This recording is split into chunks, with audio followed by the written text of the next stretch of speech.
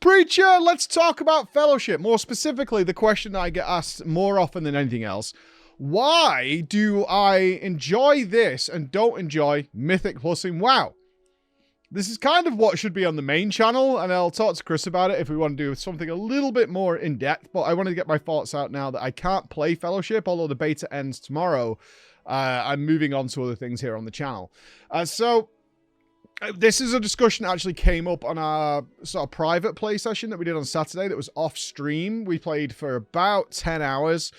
We did really well. We ended up like world 8th. That's gone now it's Monday as I'm recording this, and I haven't been able to play since. But we did very, very well, and the team was having a blast, and we were enjoying it. And as it got to the later hours, we were like, why do we like this so much when we're universally a group of people who don't enjoy Mythic Plus that much? And I'm the weakest in there. I really don't enjoy Mythic Plus. I was playing with Fat Boss Alex, you'll know from the Echo casting team. I was playing with our healer Furbo, who was our healer in our old WoW guild in Mythic and still raids Mythic today and clears Mythic. And a friend of ours called Vi, who was also a part of our guild and comes back every season for WoW. Slams a bit of raiding, mostly does Mythic Plus, and then when they're kind of geared, they disappear. So similar to what I do. But all of us were discussing, like, why do we enjoy this so much? Like, we really enjoyed Fellowship a lot, and we cannot wait for October 16th. We've already been planning groups. We're planning a strategy. Like, there's a lot of thought and a lot of spreadsheets that have been made about this game for us, which is incredible, and we don't do that for Mythic Plus at all. So I wanted to talk about it because I think it's really interesting, because people aren't, for those looking on the outside, I think it's come across as a little odd. It's like, this is just Mythic Plus. Like, just play WoW, right? Like, just play WoW. And you're not wrong if WoW's your main game. You're not wrong if you do that. But this is a very different thing. So let's start with the obvious one. Let's get this out of the way. There might be bias because this is new and fresh, and I have a superlative joy in learning.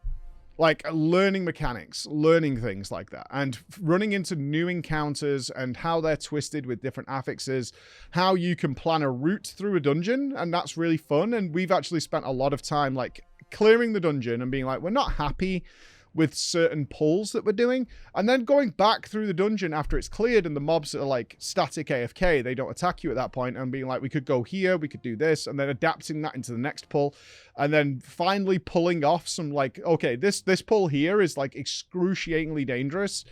Can we get through this? And we might try it a couple of times and not get there, and like then we pull it off and it works and it's so perfect that we're like, that is awesome. And it's like pats on the back or ours. I can't believe you actually got through that. That was a great stun. That, you know, that kind of stuff. That bit I enjoy, and surely that will wear off once I know the routes.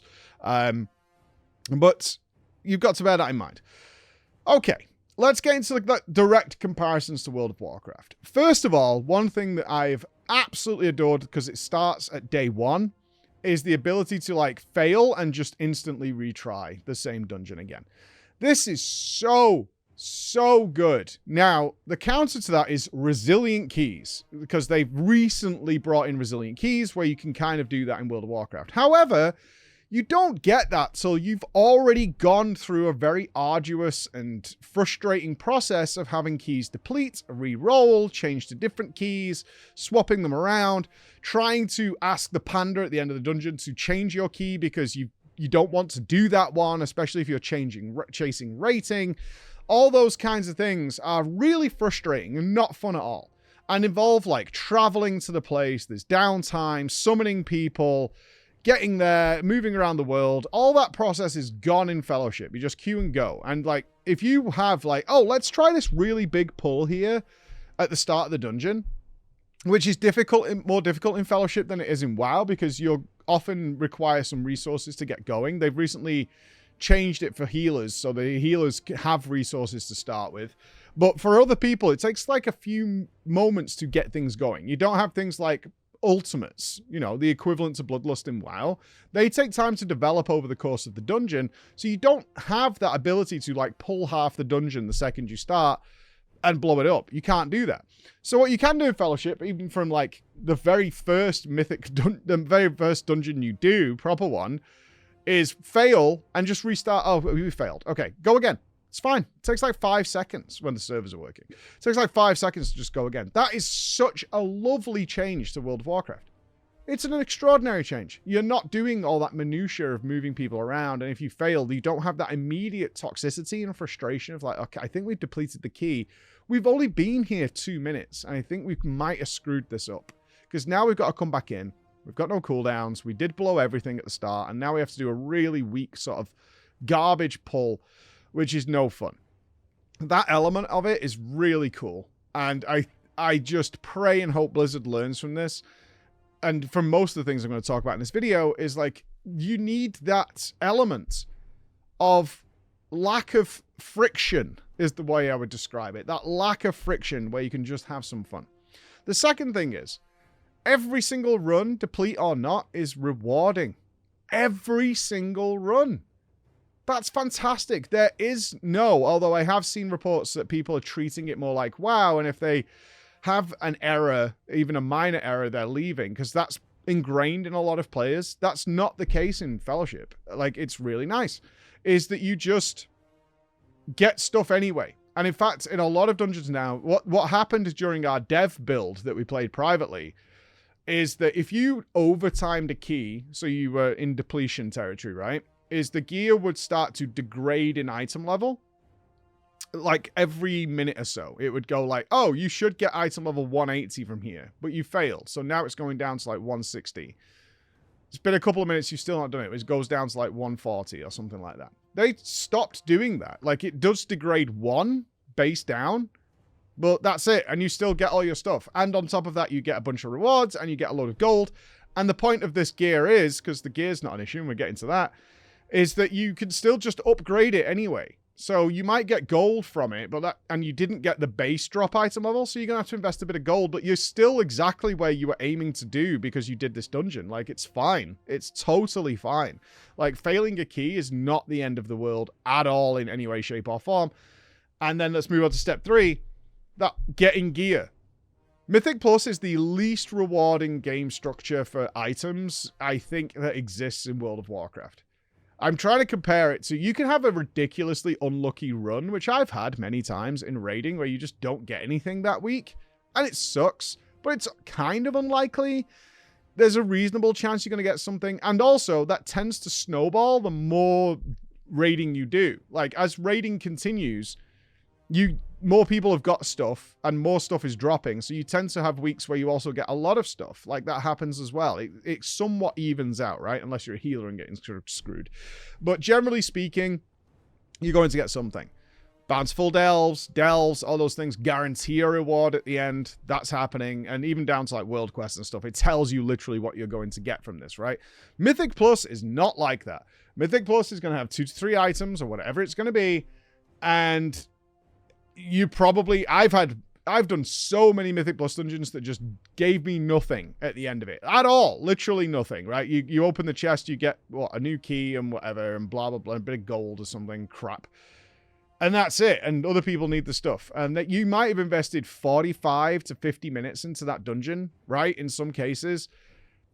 In Fellowship, the longest dungeon, I think, is outside of the mega dungeons, is like 17 minutes, 20 minutes, something like that. So it's much shorter and guarantees rewards. You get something for everybody in the group every single time, regardless of what happens. Your biggest frustration is, oh, it's a duplicate item. So I've already got braces, and braces dropped again. But they could still be scrapped into gold, meaning you could upgrade a different piece of gear regardless, which means no run feels like a waste of time. That's my point here. I find in World of Warcraft, often Mythic Plus is a waste of time. And what that turns it into, at least outside of the first week where you're sort of able to get a lot of items, it's why I kind of prefer Mythic Zero, because you tend to get a lot of stuff. Mythic Plus becomes a means of feeding the vault. It's like, you're going to invest all this time now, but your actual reward, maybe, depending on what comes out of the vault, might be a week from now, or on Wednesday, or Tuesday, depending on where you are. And that sucks, because I'm doing this content, and it's, once it's getting hard, and getting this hard content, and I'm probably not going to get anything out of it for a few days. Eventually, maybe, depending on what I get. And I open the vault and I'm like, okay, it's all crap, and I have to disenchant it. You see what I mean? It's a very unfulfilling experience, a very unrewarding experience. And it's even worse if you're chasing a specific item. And one thing I think they did in Fellowship, which is really good, let's say you're looking for a really good weapon, those are standardized rewards. They're a lower drop chance, but like they will drop from any of that tier of dungeon. That's always on the loot table, regardless of what you're doing. It's always there. Relics, weapons, things like that are just always there. And then they have another loot table, which is like, and it will drop, say, 10 of these items. It might not have legs in this one. If you're really looking for legs, that's going to come from over here. And even if you don't get them, you can also re-roll your items to a random slot. And if you've got the better upgrade materials, which you can get on the lockouts, is that you can specify what you're looking for. Great. Like, that's wonderful. Everything I do is worth my time. Everything I do is worth my time.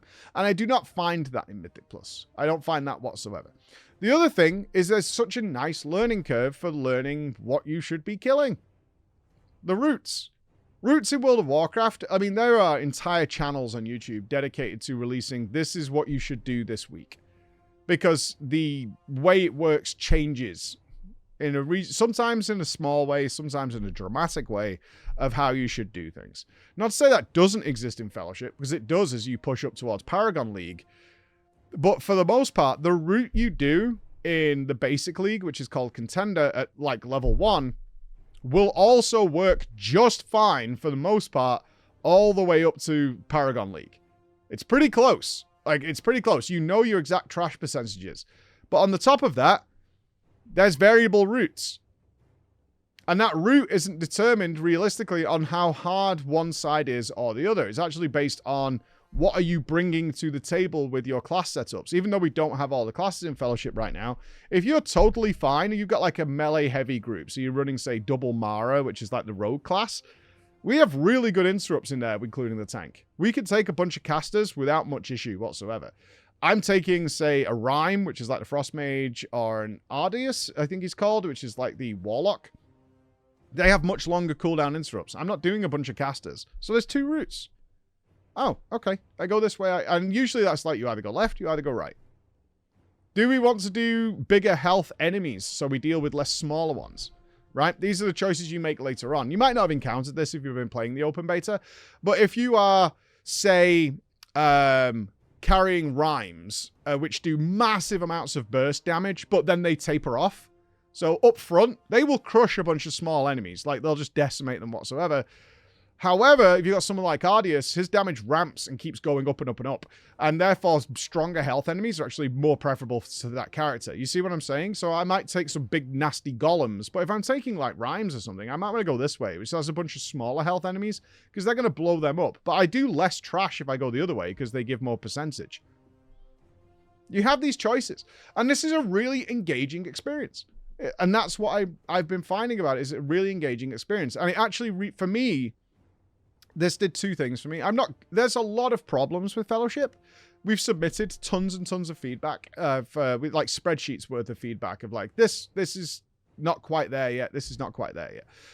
And obviously we've worked with the devs. I want to be clear on this. I'm not paid for this. It's just that I've enjoyed this game so much that I want to express why, certainly because it is basically WoW Dungeons, right? It's not exactly hiding that fact.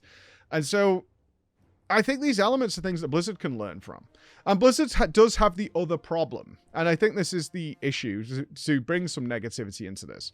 Blizzard has designed its structure on the fact that they would like you back week on week. The vault exists for a reason, right? You want to check your vault. I only did 1 M+ this week. I still want to check my vault on Wednesday.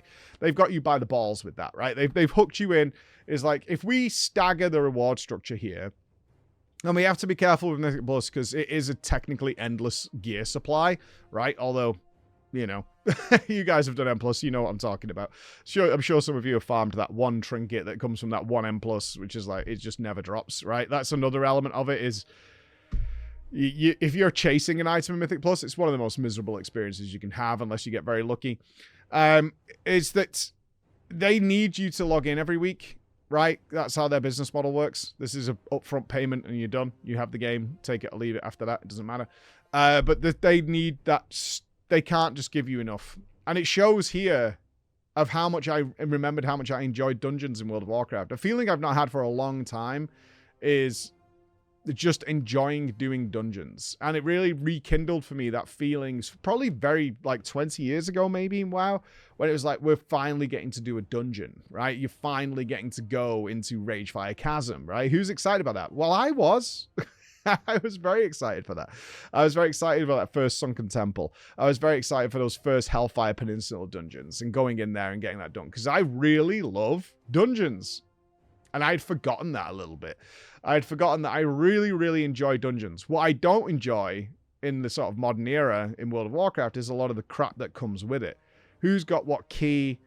All right. Well, we don't want to do that. This dungeon legit just drops nothing for us. Okay, let's do this dungeon to re-roll our keys. Like, what a miserable experience. Let's do a dungeon we know before we go in is particularly unrewarding, so that at the end of it, we can maybe change our keys into something we actually want to do. Just an awful experience. Awful experience. Comparative to like, oh, we have a choice of 3 that are all on the same level. This one looks a bit harder. Well, maybe not actually, because this affix kind of works with this dungeon, or we know a cool route or something. So let's go to that one.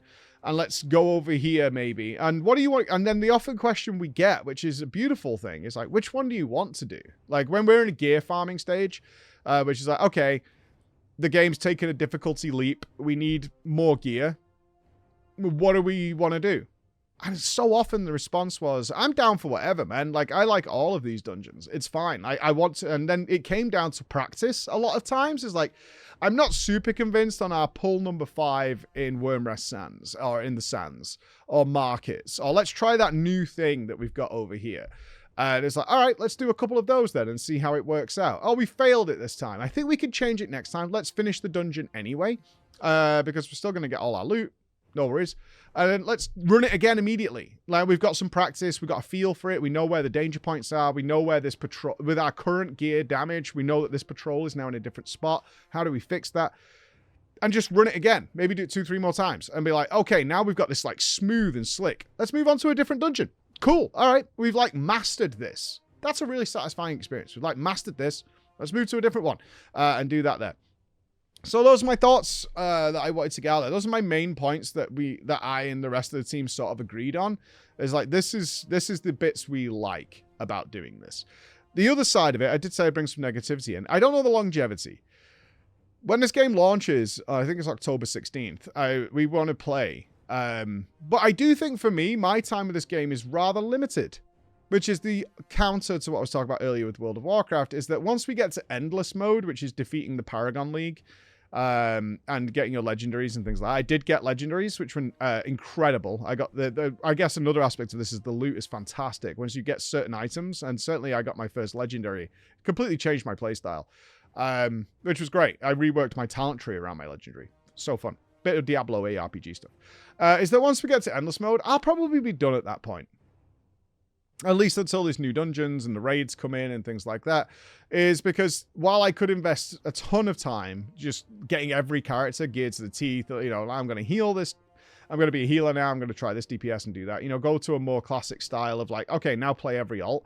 I don't think I want to do that, more for my own sanity and degeneracy prospects, which I'm fearful of, but more the case of I want to move on to different games and have fun rather than just grind one game out till it's, you know, till the bitter end, so to speak. Who knows? Maybe that'll happen, and never say never. But that's then done for me. I've beat the game, right? As far as I'm concerned. After that, it's like, how high can we go in endless, never endless mode? And endless by itself is a daunting prospect for me. Whereas WoW goes on season after season after season and is always there and is, you know, it's relevant pretty much for most people until the end of the season, and then it restarts again. That's the only downside I can see, is that at some point I'll be like, okay. And for me, that's a positive. For me, that's a positive. It's like, okay, we did it. Cool. All right. See you next season, or see you when something changes, you know, see you when they bring in new classes and things like that, and have fun with it. But I think it's an interesting topic. There's another interesting topic that we are going to do on the main channel, I think, which is character customization. You guys have been very vocal about the lack of character customization, which doesn't bother me at all, but bothers Chris a lot. So Chris is going to educate me on that a little bit. So stay tuned for that one. But thank you so much for listening, and I'll see you again. Bye, guys.